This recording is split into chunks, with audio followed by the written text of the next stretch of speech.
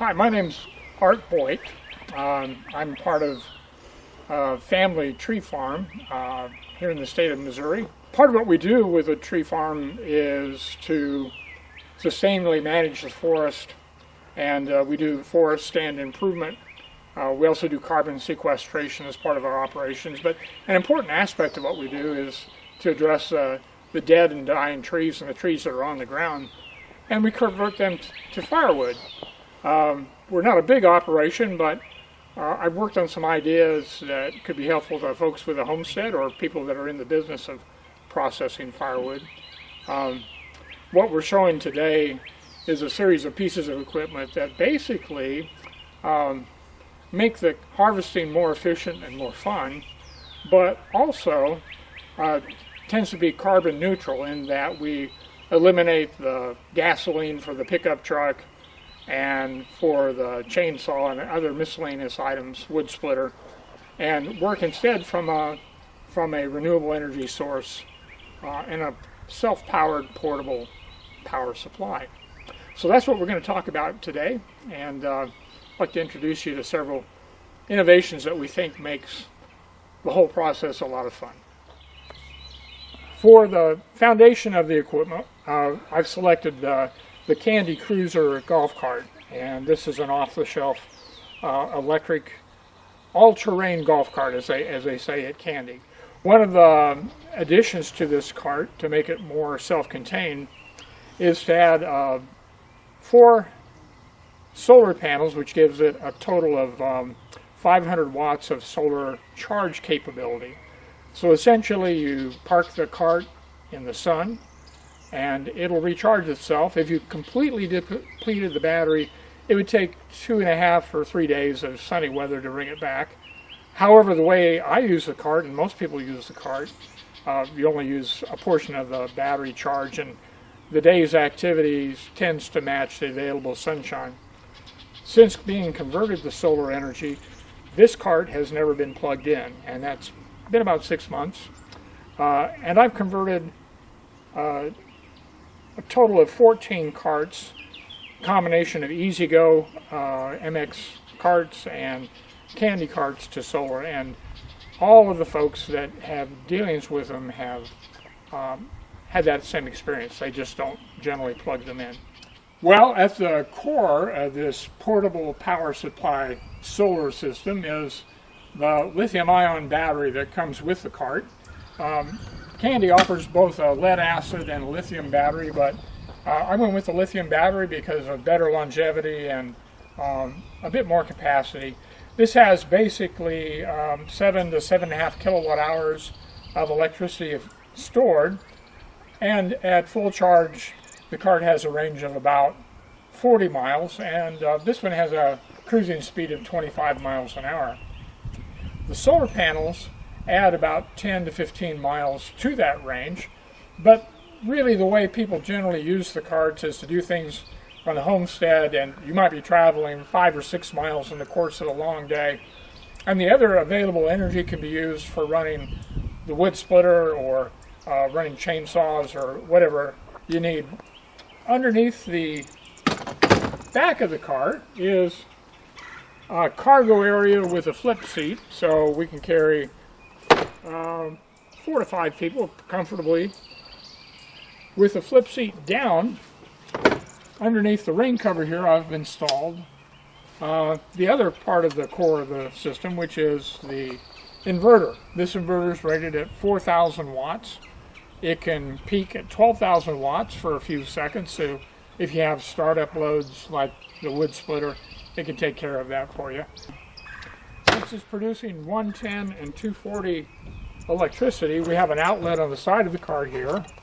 The 110 outlets are on the left side and the 240 is on the right.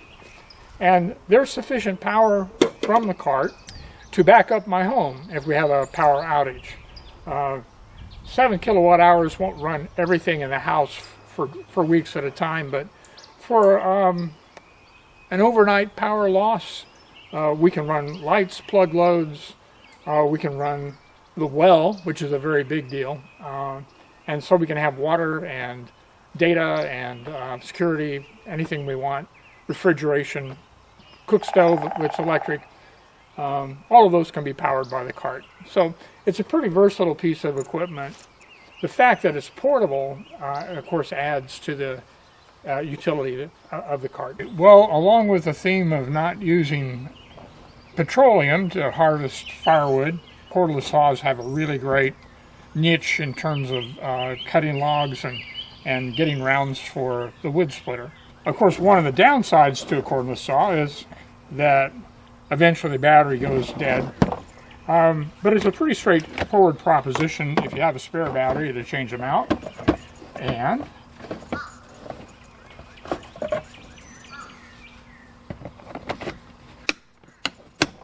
if you're charging the batteries with the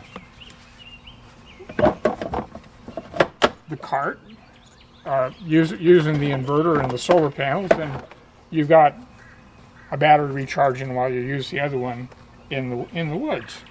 So it's been a really good system for going out and using cordless equipment in a consistent way. Anyway, take this over now and cut around to try out on the wood splitter. When you're using a gas-powered chainsaw, there's always that dilemma: do I set it down and leave it running, or do I turn it off and manage things and then come back and start it again? With these, it's just when the finger's off the trigger, your saw is quiet and it'll be ready the next time you need it. This is a 30 amp outlet, so it'll handle anything we throw at it.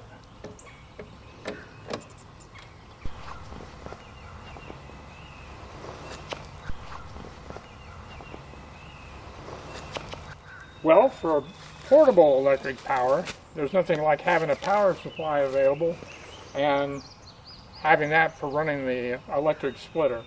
So I just run a cord back of pretty close to the right length and connect up, and we are good to roll.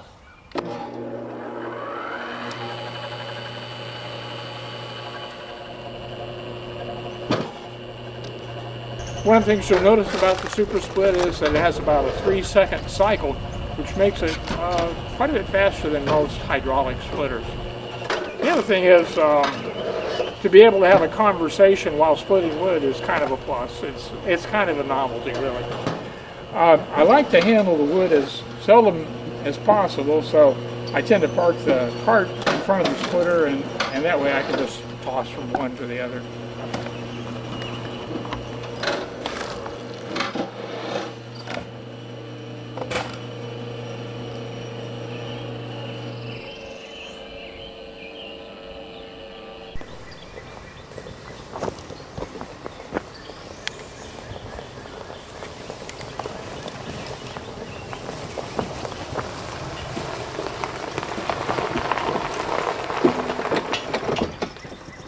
You know, it's always handy to be able to take your wood processing equipment out to the woods, but sometimes it's handy to bring the wood up to the equipment. And the log arch is a good partner with a Kandi cart here to make all that happen.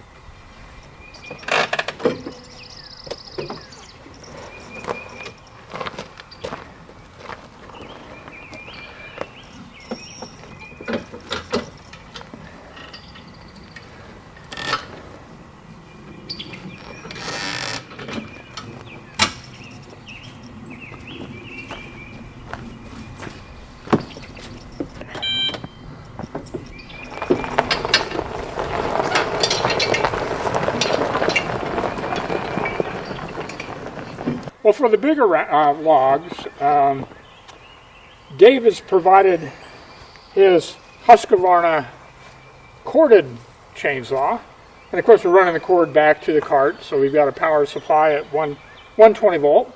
But he hasn't used it in 2 years, and if it was a gasoline saw, I know the trouble we'd be having to get it going, but let's give it a try.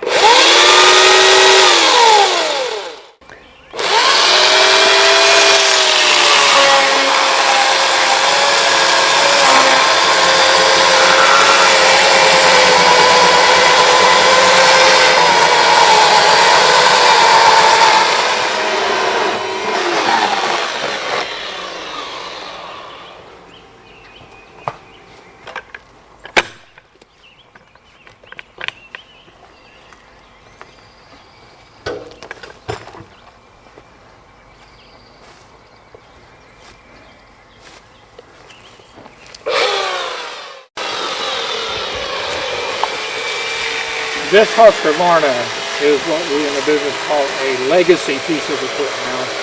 But it's nice to have a longer bar to cut a bigger piece of wood.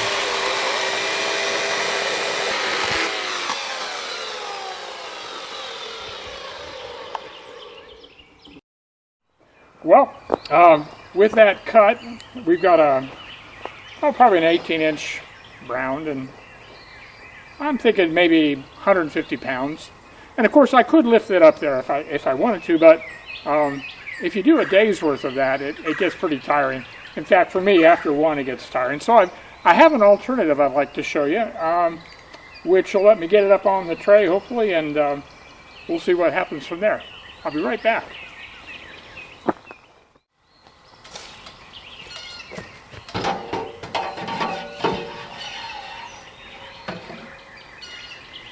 This is a lever system I put together, and basically I have a 3:2 ratio on the length of the lever arm, so in theory I should be able to lift 150 pounds with about 100 pounds of downforce. This is a piece of 2-inch electrical EMT conduit, aluminum. I cut a slot in it and added a pin. The attachments to the SuperSplit just bolt in to existing connection points. I put a thrust bearing on the bottom, so everything here is out of the electrical shop, except this is a 1/8-inch, 2-inch by 1-inch steel bar, which has proven so far to be up to the task of lifting whatever I care to try to lift with it.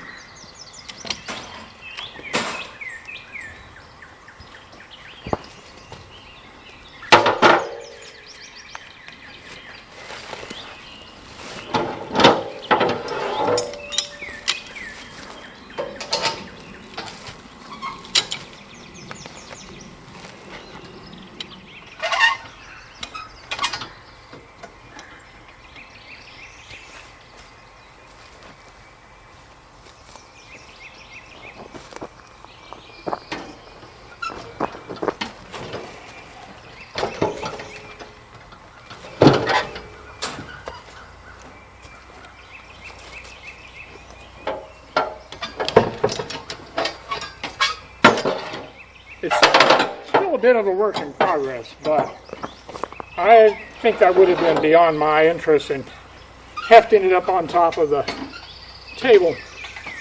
When this is moved over into this position, it kind of keeps everything out of the way, and I've never had a split where the vertical bar interfered at all with the wood coming off. So we'll tip it over and see what the SuperSplit can do.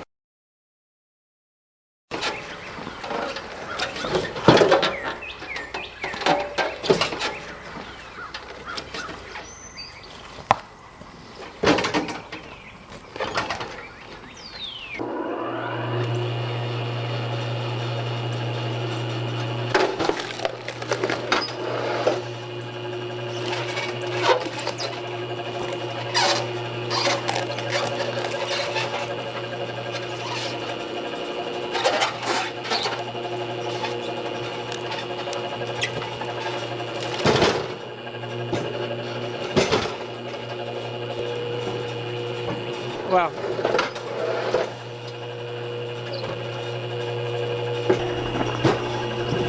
Well, folks are probably pretty familiar with the SuperSplitter. They make a gas-powered version as well as the electric that we have here. And of course, the electric version has some of the advantages of cordless chainsaw over a gas-powered chainsaw in that you don't have to fiddle with fuel or engine maintenance, or wonder if it's going to start.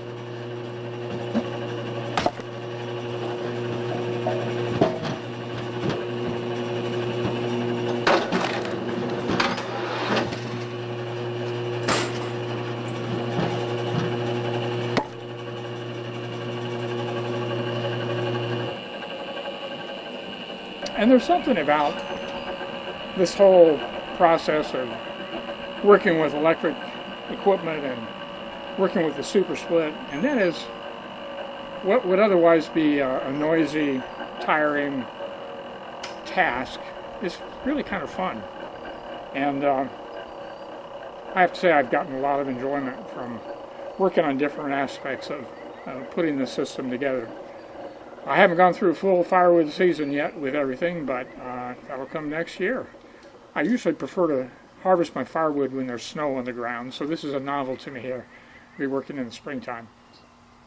The Kandi Cruiser has a pretty full-featured dash. There's a state of charge indicator here over on the left side, and we started the day at about 89% charge, and with log moving and the wood splitting and recharging and running electric saws, we've used 10% of the charge over about a 2-hour period.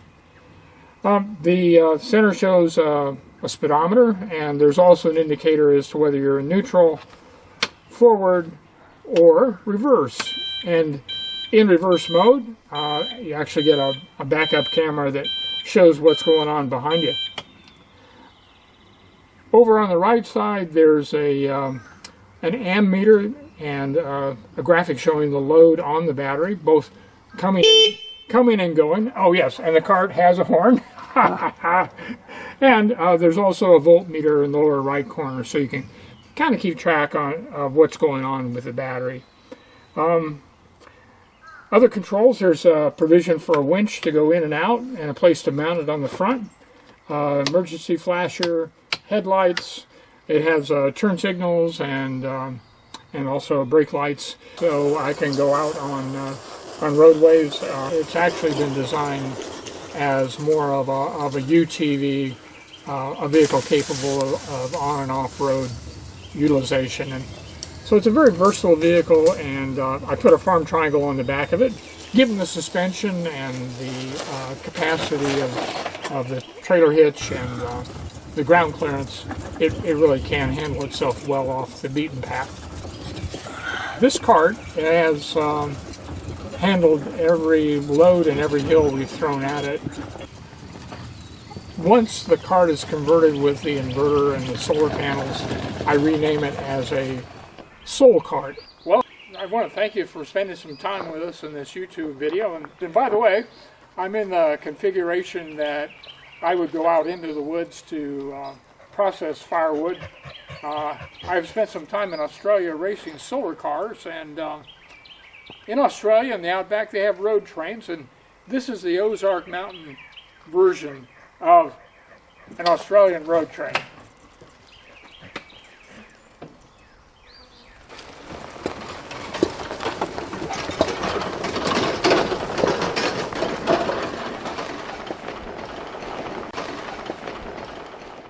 If you'd like to learn more about the cart, that's available on the Kandi America website. If you'd like to know more about the cart conversions and what we do at Soul Source, the website is soulsourcegreenbuild.com.